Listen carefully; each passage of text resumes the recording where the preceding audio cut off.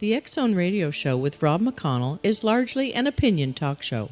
All opinions, comments, or statements of fact expressed by Rob McConnell's guests are strictly their own and are not to be construed as those of the X Zone Radio Show or endorsed in any manner by Rob McConnell, REL-MAR McConnell Media Company, the X Zone Broadcast Network, its affiliated networks, stations, employees, or advertisers.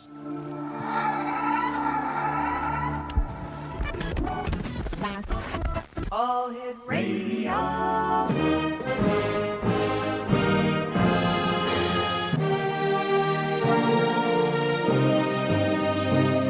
Welcome to the X Zone, a place where fact is fiction and fiction is reality. Now, here's your host, Rob McConnell.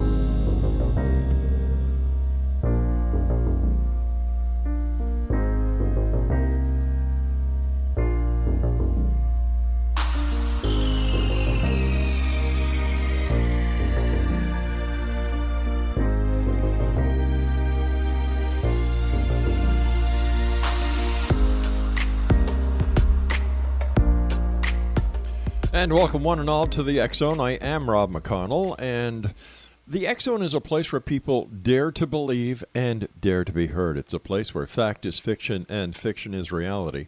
And the X Zone comes to you Monday through Friday from 10 p.m. Eastern until 2 a.m. Eastern, right here on the X Zone Broadcast Network, Talkstar Radio Network, Mutual Broadcast Network, and simulcast on Simul TV on the X Zone TV channel.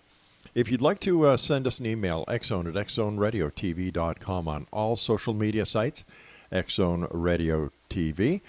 And for all the broadcast on the Xzone Broadcast Network, visit www.xzbn.net.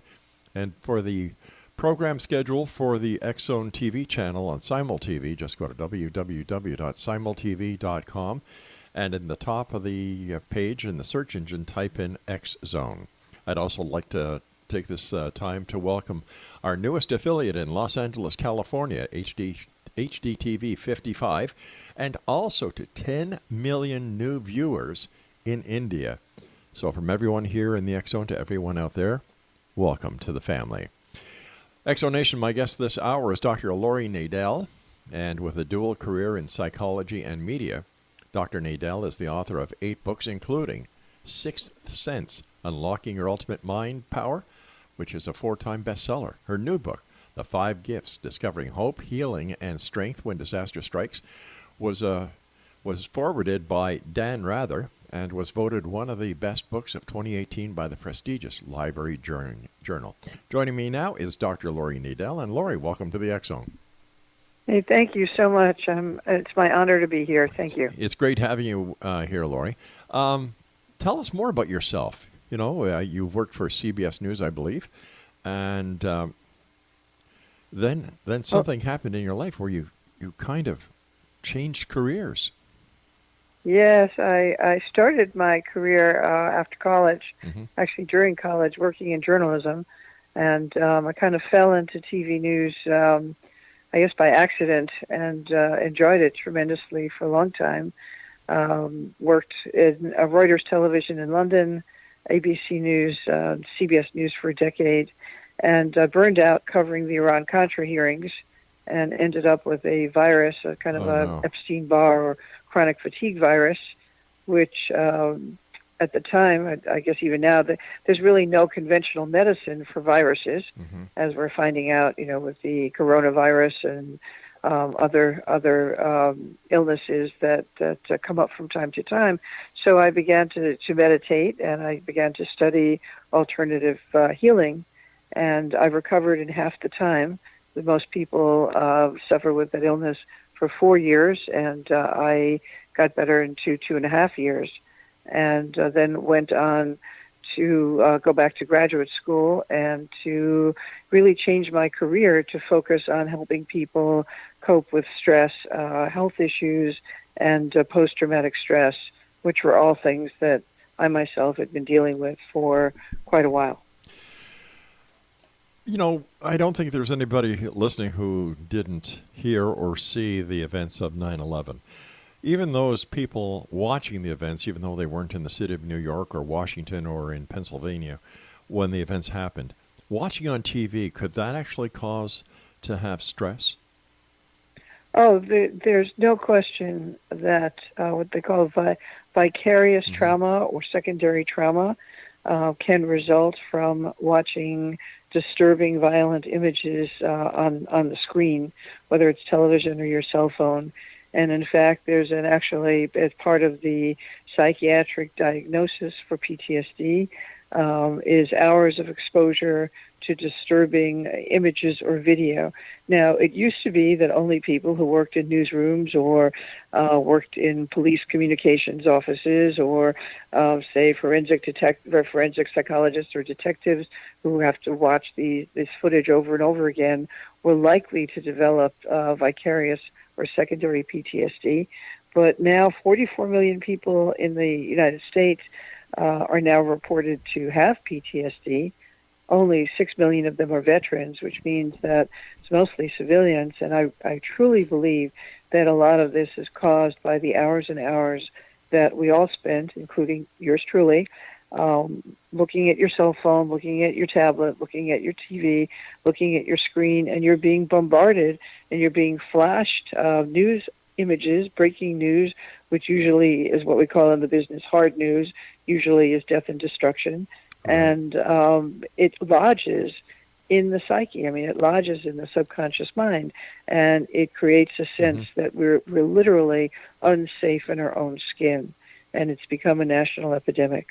So what can we do about this? You know, it seems that people cannot live without their handheld devices. It seems that there's a symbiotic relationship that's been developed when it comes to the gadgetry of today. How can we turn things around, or how can we protect the public from what mass media is actually doing?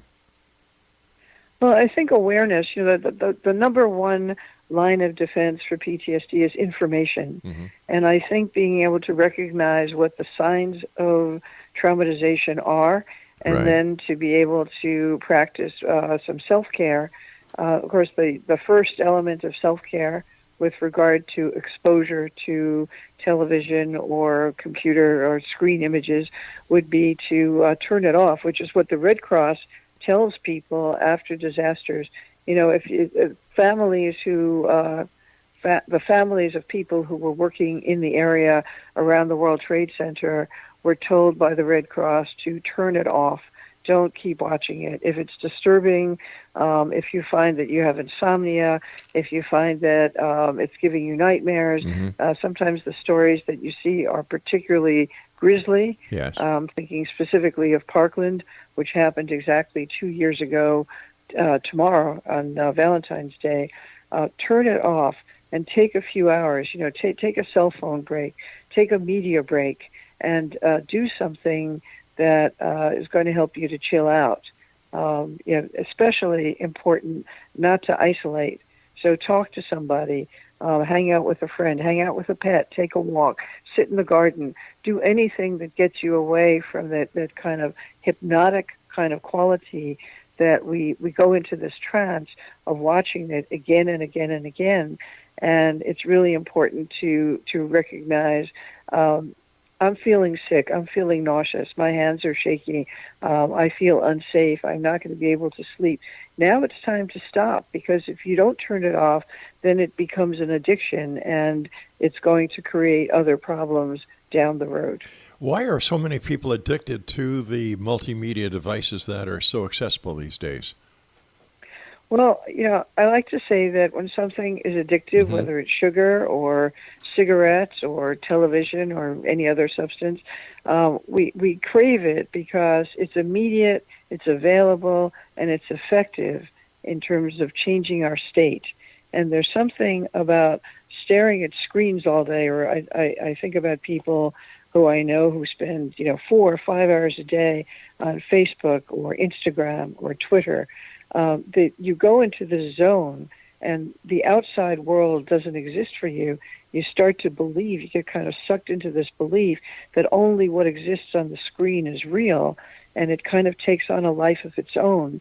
And for a lot of people, that is, it gives them some kind of an immediate sense of either gratification or importance, or it's just very seductive. It shows you a world that you think what do they call FOMO, fear of missing out. It shows you a world that you think or you feel is better than the world that's going on around you in real time. And it's very dangerous for that reason, because there's a multi-billion-dollar industry, which used to be confined to television, which of course is the advertising industry. And the advertising industry is designed to create these very seductive little movies of who you're going to be if you buy an SUV and you live in the Bronx. It's going to take you up to that mountain in Alaska, and you're going to be able to kayak. Or you're going to put on this makeup, and suddenly the person you want to fall in love with is going to be all over you and in love with you. So it feeds, the media feeds these kind of distorted kind of dreams of what people start to believe life is supposed to be, or the fascination with celebrities. And it's very easy to be distracted by that, because it seems like a much more appealing way to live than having to pay your bills or walk the dog or go to work or take out the garbage. So people would rather live in a land of fantasy than to live in a world of reality. You and I have to take our break. Please stand by. Dr. Laurie Nadel is our special guest this hour. Exonation, www.laurienadel.com. That's LAURIENADEL.com. This is the X Zone. I am Rob McConnell. We're coming to you from our broadcast center and studios in Niagara, Ontario, Canada. Once again, if you'd like to visit the X Zone Broadcast Network website, xzbn.net, and the X Zone TV channel on simultv.com.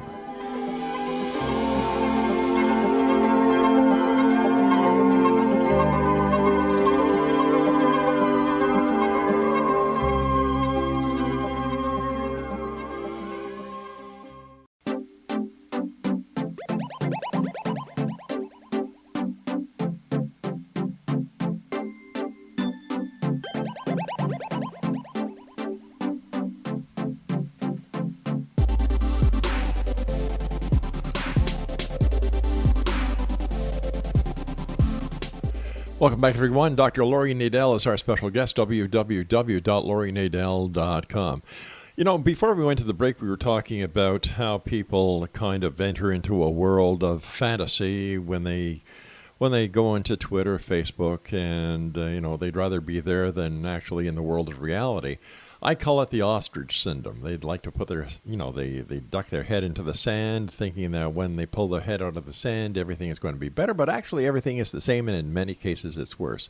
So where does the responsibility lie, in your opinion? Does the responsibility of the mess we're in when it comes to the people that are hooked on the multimedia devices, is it the responsibility of the media, or is it the responsibility of the person who decides to pick up that multimedia device, turn it on, and start watching it?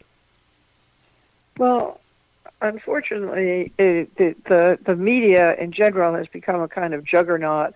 It has a life of its own. It's a multi-billion-dollar industry. It fascinates people. So we can't really control.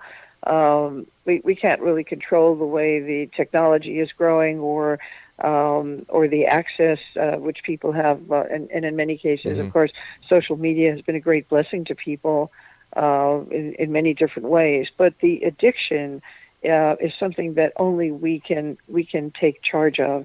We're the only ones who can decide that we really need to turn it off and make eye contact with the person who's sitting across the table. I cannot tell you how many times I've gone to restaurants and seen young couples, either on dates or young married couples, where each of them is looking at their phone and they're not looking at each other. Or a client who came to me because the man she was in love with had finally proposed to her after 5 years, but she said she was going to break up with him because he didn't put "in a relationship" on his Facebook page. And that's for real. And I tried to explain to her that Facebook wasn't real. That's right. But she said that her Facebook friends would judge her, and it would be humiliating for her if she put "in a relationship" and this man who she had wanted to marry for so many years didn't put "in a relationship" on his Facebook page. So there's a distortion of reality that really hooks people, and we're the only ones who can decide. It's time to turn it off and spend 15 minutes, 20 minutes, half an hour, 1 hour, 2 hours, a certain period of time every day, engaging with real people around us. That's what we have control over. Unfortunately, the industry is rampant and it's out of control. Well, it's out of control because of the demands of the consumer. You know, it's Right. supply and demand. Like, as you know, I've been in the media for so many years that I've seen the progression, and I am not. Right. I am one that is dead against having the handheld devices in schools. I don't think children should have access to them. You know, I would agree with Yeah. you on that. It's also, it's the advertising industry. I read a few years ago that Mark Zuckerberg had bought the virtual reality company Oculus Rift, and I forget how many millions or billions of dollars he paid for it. But the reason he bought it was because of the potential to flash subliminal ads Yep. directly into your brain when you think that you're walking on the beach or you're battling aliens or whatever you're doing in your virtual reality. You're having ads beamed directly into the brain because it's bypassing conscious, rational thought. So we're talking And about that's the old, really what drives the industry. Yeah, but we're also, this is nothing new. This is not subliminal Right. advertising is as old as the hills. You know, Th- so this is so true. it's a new method of sucking people into buying crap.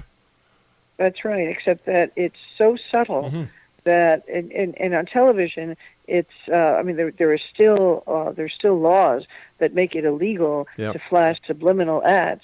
But when you get into the wild west of virtual reality or the internet, and so you don't know really what's being flashed at you. Flash frames are coming at you all the time, and the conscious mind has no idea what you're actually looking at if there's a frame of something that's half a second long or a second long, because digital technology makes that possible. That's right.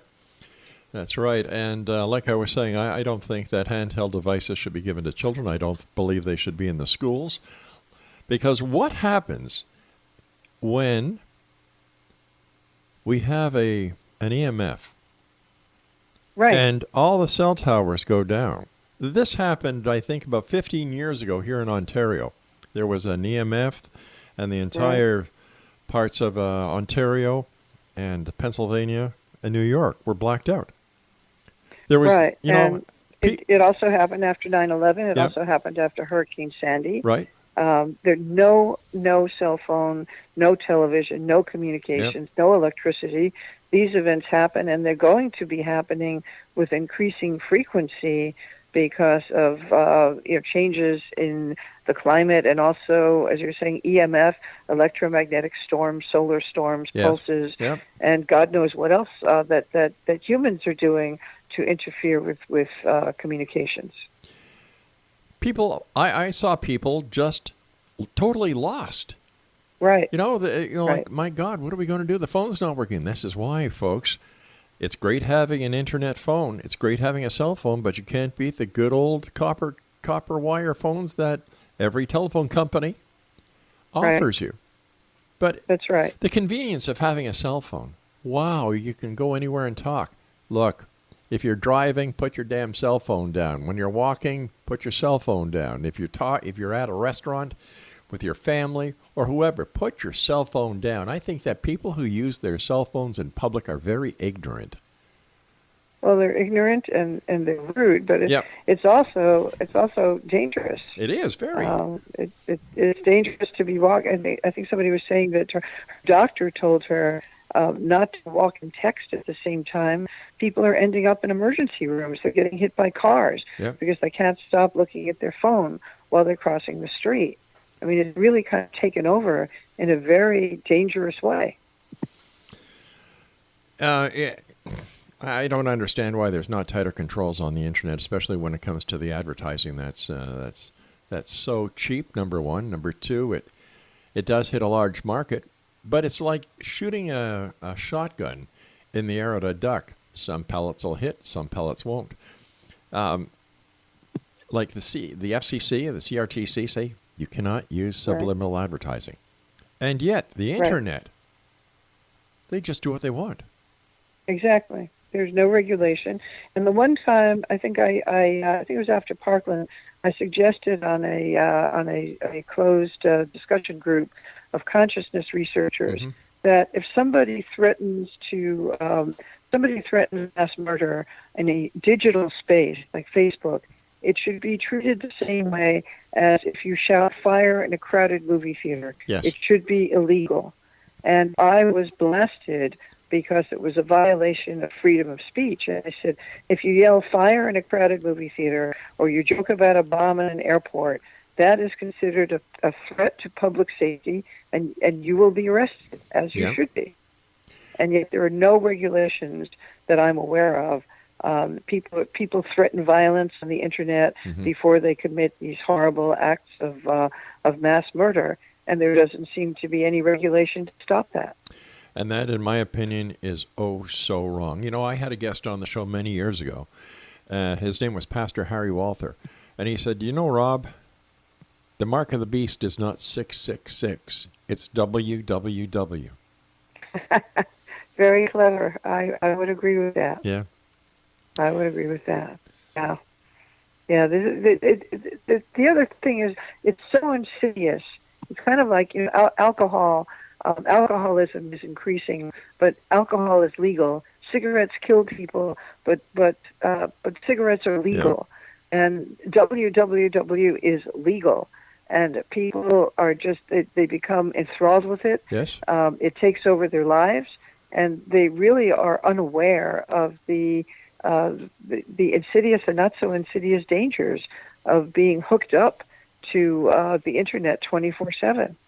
And not then, a good thing. And then all the cyberbullying that has been going on. And isn't it funny that a couple of years ago, cyberbullying was all over the place, and now it's kind of been accepted. Well, you know, it's part of the internet. Oh, come on, give me a break. What's gone wrong with society? Well, I think that's a big picture question. I personally believe in the United States that a big piece of this is due to the devaluation and deterioration of the importance of education. Big time. And that it's much easier to just stare at a screen than learn how to read or learn how to do addition and subtraction manually. If you can just punch up the calculator function on your cell phone. There's been a real devaluation of education, and people no longer think. They just expect to be told what to think. And, of course, politicians are capitalizing on that. That mind control through the Internet, very dangerous moving forward, extremely dangerous. The dumbing down of society at the hands of technology. Yes. Doctor, please stand by. True. You and I have to take our news break at the bottom of the hour. Exonation, Dr. Laurie Nadel is our special guest, www.laurienadel.com. And we'll not the sign of the beast. No, not the sign of the beast. Just joking. www. Wonderful woman. We've got to figure this one out. All right. Stand by, Dr. Laurie. Always great talking to you. And X-Zone Nation will both be back on the other side of this news break. This is the X-Zone. I am Rob McConnell. We're coming to you from our broadcast center and studios in Ontario, Canada. Don't go away.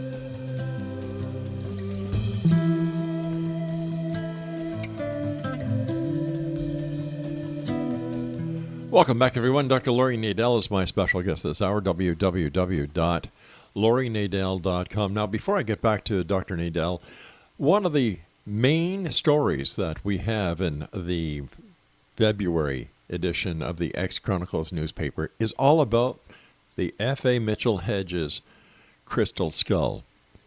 Guess what, gang? It's all a hoax. It's all fake.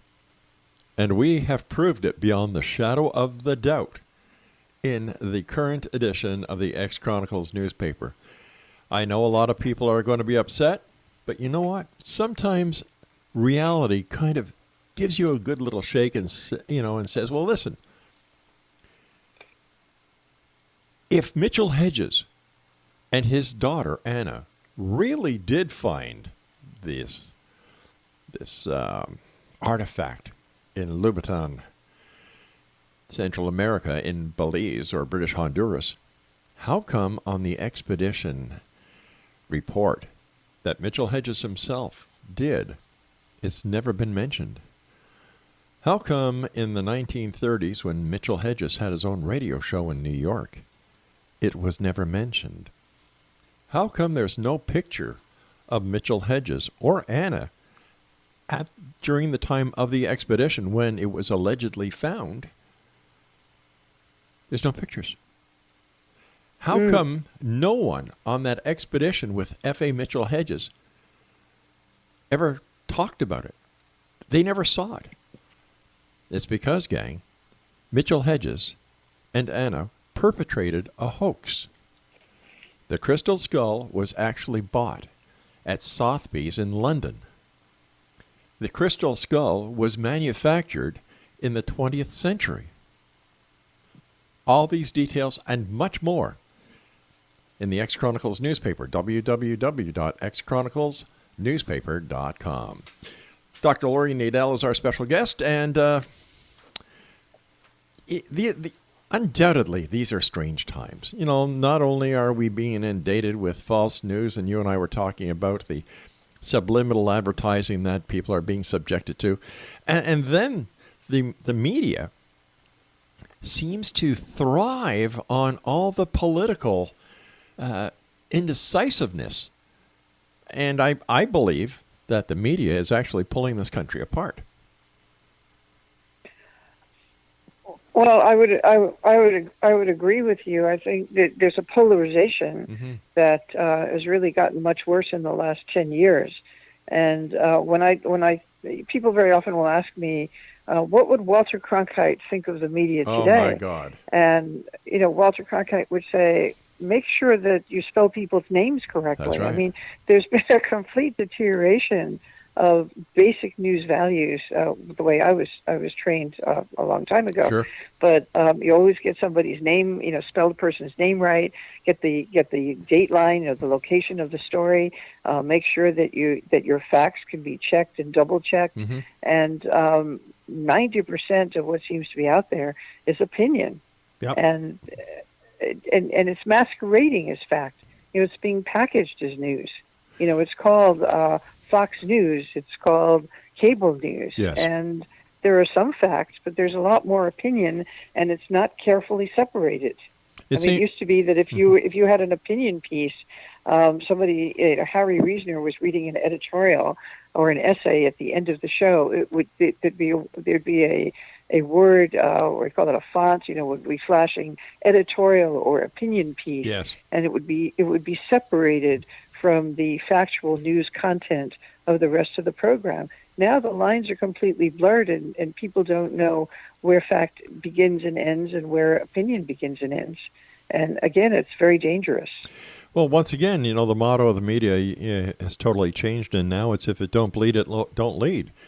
And it's all about numbers. It's all about the number of readers, viewers, or listeners, because the higher the numbers, the more you can get for advertising. That's yes. It's excuse me. It's we call it it's a negative cycle that keeps feeding itself. Anyone who's seen any, I think, Bombshell, some of the other movies that have come out about how the very crass and commercial and sexualized nature of how news is packaged and sold. I think that level of corruption is like, yes, sex has always been used to sell movies and to sell to sell advertising on television, but it's just reached a point where there's really no attempt to separate out. Okay, this is fact, and this is opinion, and this is advertising. I mean, the ads are kind of they kind of filter in through the reporting, because the reporting is largely opinion. And the product placement, you know, if you're watching a TV show and you see a can of Pepsi sitting on a table, I mean, that's an ad. That's right. For which Pepsi has paid a lot of money Yeah. to have that can of Pepsi sitting on that table. So it's insidious, it's invasive, and it's so ubiquitous. It happens all the time, everywhere, in so many different areas of television, of movies, of on the internet, that we're not even aware that we're being plugged and we're being manipulated and we're being sold to all the time. Anytime you look at your screen, someone's trying to sell you something. That's right. It's 24-hour advertising cycles. It's funny because years ago, not that long ago, the Canadian and the American government put a halt to having psychic shows or psychic advertising or infomercials on at a certain time. I wasn't aware of that. Yeah, because it was affecting people in such a negative manner. They said that by the people who would the programmers would put the infomercials on at between 1 o'clock and 5 o'clock in the morning when TV time is the Right. cheapest. But that is when people who cannot sleep because of the negativity that is going on in their life, the unhappiness, the financial problems, marital problems, are awake. They turn on TV. There's a psychic hotline saying, we can solve your problems. We can tell you what Right. you're doing wrong. And it took long enough for the government to say, whoa, this is all wrong. The FCC said you can't do that. The CRTC said you can't do that, and they were taken off. And yet... But they will advertise pharmaceuticals. Exactly. And I had a friend visiting from the Netherlands, and he actually threw his shoe at the television when he saw some of the pharmaceutical ads in the middle of the evening news. And he said, that's illegal in the Netherlands, and it should be illegal here. And people walk into their doctors and they say, I want the purple pill, Yep. I want the pink pill, I want this. It's not, you know, it's not like going out to buy milk. I mean, it's something that your doctor is supposed to tell you what medication you need for your condition. And You know, yet it how should many not people... be allowed to be a consumer product that gets advertised. Patients are not consumers. You know, we're people who need specific expert medical help when we're sick. And yet these people go on the internet and try and make self-diagnoses. Right, Dr. Google. You know, exactly. Yeah. Listen, I want to get back on track here, and because I'd really like to talk to you about your book, The Sixth Sense, Unlocking Your Ultimate Minds. It's a classic. Thank you. You know, you were the first to report on the Pentagon's secret psychic espionage program. That's right. Tell us about that. And it was very interesting. I had first interviewed Edgar Mitchell, who was the astronaut who had a kind of mystic experience in space where he realized that he was connected to a higher intelligence. And from that epiphany, he came back to Earth and he started the Institute for Noetic Sciences, which is a very prestigious and probably was the first scientific organization that did research into consciousness, non-local phenomena, what we call psychic phenomena. Yeah. And it was actually the president of that organization who told me in 1988 that there was a secret psychic espionage program. And yet when I started to ask people about it, researchers and scientists, they all looked at me, and I'd been a journalist for many years, and I know when people were lying. Right. They looked at me and they said, oh, no, we're not doing that anymore. Oh, no, that program has been shut down. And I thought, these people are lying through their teeth.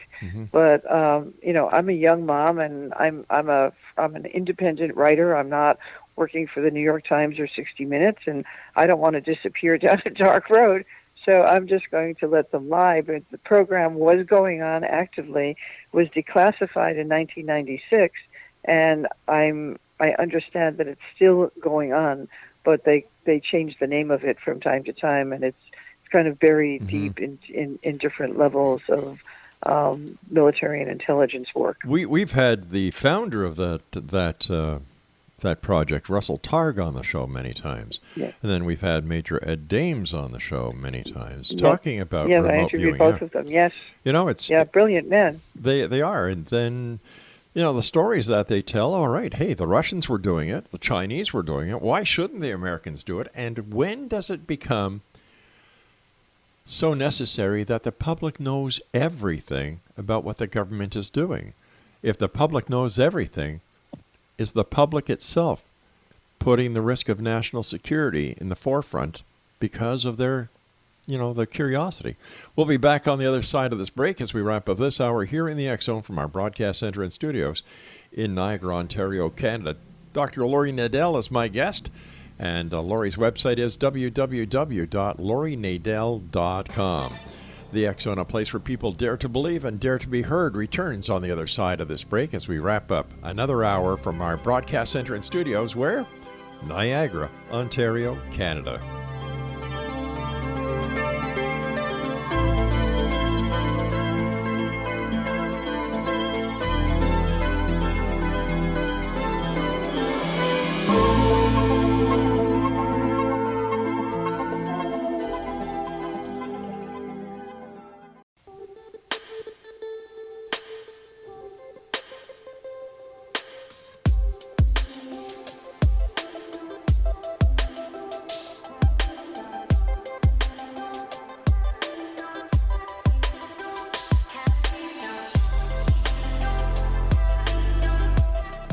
And welcome back, everyone. Dr. Laurie Nadel is our special guest, www.laurienadel.com. Laurie, in today's society, we were talking about your book, Sixth Sense, Unlocking Your Ultimate Mind Power, where you actually were the first person to report on the Pentagon's secret psychic espionage program called remote viewing. When does it come to a point where the public has the right to know certain things, but when it gets to the point of, for example, storming Area 51, where they actually endanger national security? We didn't see this prior to the Internet. Does the Internet bolster the crowd mentality and the stupidity that goes along with it? Well, I think absolutely. I mean, I think, the number of people who say to me, I saw it on the Internet, so it must be true. I go, okay.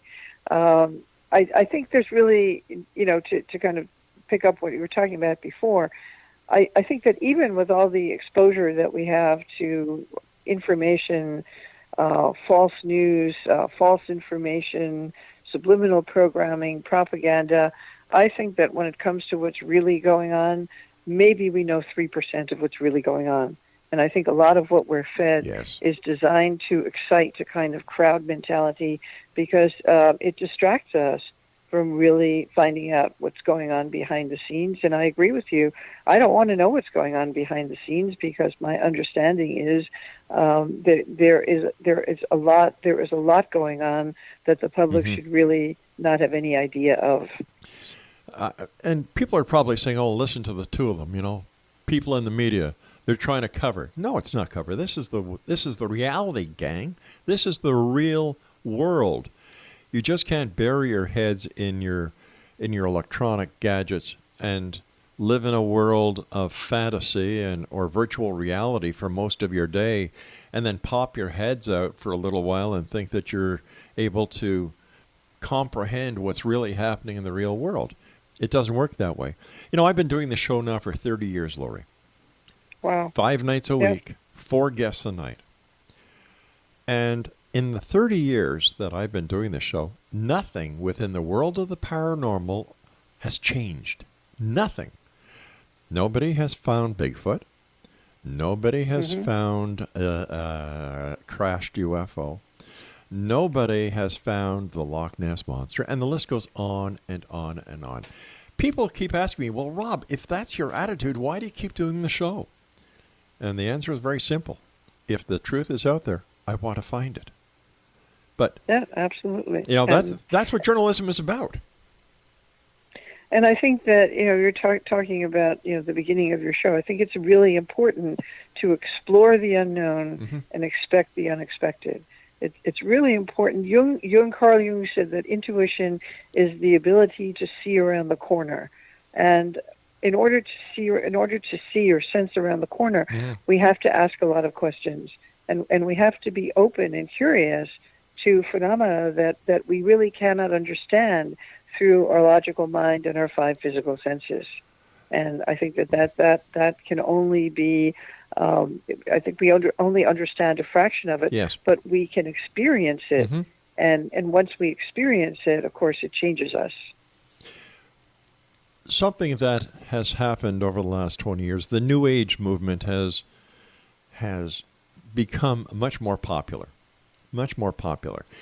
And they now are using buzzwords like quantum physics, quantum mechanics to try and justify what their beliefs are. You know, we can't prove it, but quantum physics and quantum mechanics say it's possible. So therefore, if it's possible, it's real. No. Right. No, that's not how it works, gang. Well, I think it was Russ Targ who told me when I interviewed him for Sixth Mm-hmm. Sense that the whole idea of quantum non-locality and Bell's theorem and quantum mechanics was just, it was a convenient way for people to understand what we really can't understand. That's right. With our logical minds, and that really those are really not explanations for the ability to know something without the conscious use of reasoning, or to be able to correctly draw and identify a target in a remote location where there's been no sensory input whatsoever about what that target is. I mean, the mind is capable of so much more than we're aware of. Mm-hmm. And I think that's really to be a pure explorer of the mind, I think is really one of the things that keeps me going. And it really was what motivated me to explore this phenomena called the sixth sense, or called intuition, Right. at a time when there was no New Age section of the bookstore.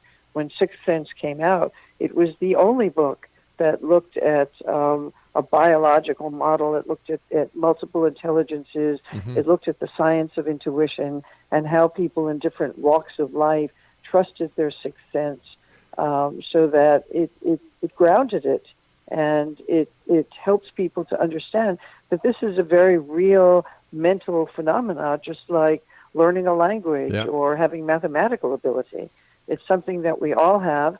Some people have more of it than others, or some people have a more natural talent, but it's natural, and it's just as important as learning how to add and subtract, or learning how to play a musical instrument. It's a phenomenon at this point because the science that we have today cannot explain it. But when the explanation is revealed and the man behind the curtain is identified, the phenomenon will no longer exist. It'll be fact. And I think that as long as people look at the possibility that, oh my God, I'm going to shake a lot of people's worlds right now, Laurie, when I say this, that Albert Einstein may have been wrong, because it could be found out maybe tomorrow, next week, a year from now, that one of his formulas were wrong, that he was wrong. Right. It'll shake the foundations of the scientific community who put so much faith in today's knowledge, that I applaud the new scientists who are actually going beyond that and saying, well, what if? Right. Yeah. What if? And of course, Einstein, completely upended the Newtonian model. Exactly. And the model of what we call reductionism, that says that only what can be reduced to physical matter is real. Yep. And the new scientists, which at the time that I was researching my book, I think they made up maybe 2 or 3% of the scientific community, were asking those what-if questions. Yeah. They were asking the questions about consciousness and psychokinesis, and is it possible to influence the outcome of, say, a random number generator using the mind? And the numbers that were generated in the Princeton Anomalies Engineering Lab proved that, yes, it is possible for the mind to influence a random number generator, but nobody knows how. Nobody knows why. Yep. And there's really no science to explain it. Well, it's just like telekinesis.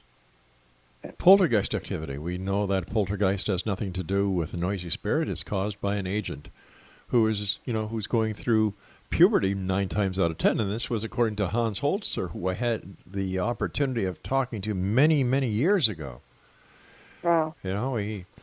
So this has come to to be understood. But people, Well, I think it's kind of gone full circle, because if we look at ancient spiritual traditions, yes, we look at Eastern religions, we look at even South American mystical traditions or indigenous people, there is a basic belief that there is a spiritual realm which is invisible, but which interacts with our physical realm all the time. And here in North America, we tend to have this very rational view that if we cannot measure it through our five physical senses, then it's not real. That he did. Why? Because academia does not want to say, you know what, we were wrong. Even though the monks, the Irish monks were in the Americas, even though people from the Middle East were trading with the Indians of the Great Lakes, we don't want to admit that. So if they're not willing to admit something that is so insignificant compared to the findings that are being found today, it's going to be a long time, Laurie. But I just want to thank you so much for joining us. It's been a great pleasure talking to you.